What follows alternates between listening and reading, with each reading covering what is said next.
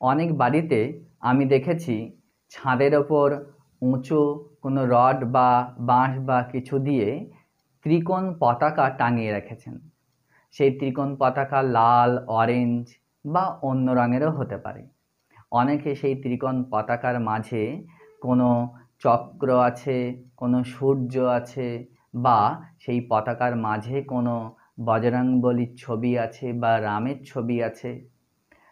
এমন ধরনের পতাকা বাড়িতে লাগানো অবশ্যই ভালো, কিন্তু দেখে নিতে হবে এটি বাড়ির কোথায় লাগাবো।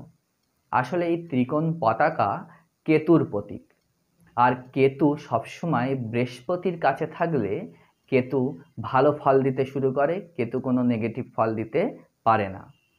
তাই বাড়ির ঠিক ঈশান কোণে বৃহস্পতি অবস্থান করে। এই ঈশান কোণে যদি কেতুর জন্য এই ত্রিকোণ পতাকা আমি লাগাই, তাহলে যার জন্মছকে কেতুর সমস্যা আছে সে অনেকটাই শুভ ফল পেতে শুরু করবে। এছাড়াও আপনি বজরংবলী বা রামের ছবি যদি থাকে বা পতাকায় যদি কোনো সূর্যের ছবি থাকে, আপনি পূর্ব দিকেও লাগাতে পারেন, আর ঠিক অগ্নিকোণে SSE-তে লাগাতে পারেন।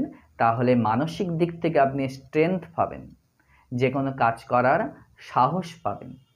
এছাড়াও পতাকা আপনি আর কি কাজে লাগাতে পারেন, যদি দেখুন আপনার বাড়ির ঠিক পূর্ব দিকে বা উত্তর দিকে কোনো উঁচু বিল্ডিং থাকে। এই পূর্ব দিকে বা ঠিক উত্তর দিকে উঁচু বিল্ডিং থাকলে আপনার বাড়ির পূর্ব দিক আর উত্তর দিক ভারী হয়ে গেল। পূর্ব দিক উত্তর দিক ভারী হলে কি হয়, কর্মক্ষেত্রে বা আর্থিক ক্ষেত্রে খুব বেশি সমস্যা আসে। বিভিন্ন জায়গায় টাকা পয়সা ফেঁসে থাকে, জীবন যেন থমকে গেছে এমন বলে মনে হয়। সূর্য বাধাপ্রাপ্ত হয়, সূর্যের আলো আপনার ঘরে এসে পৌঁছাতে পারে না। এর জন্য অনেক সমস্যাই হয়। এক্ষেত্রে পূর্ব দিকে তো জানলা থাকা অবশ্যই দরকার, আলো বাতাস যাতে ঢুকতে পারে তার জন্য প্রয়োজন জানলা থাকা বা খোলামেলা জায়গা রাখা। এছাড়াও পূর্ব দিকে গাছপালা লাগানোও প্রয়োজন। আপনি তার সাথে কি করতে পারেন, যে উঁচু বাড়িটা আছে সেই বাড়ির সমান বা তার থেকে একটু উঁচু করে আপনি এই পতাকা লাগাতে পারেন একটু বড় করে।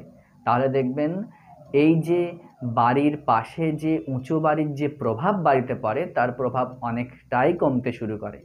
আপনি করে দেখুন, অবশ্যই ভালো ফল পাবেন। নমস্কার।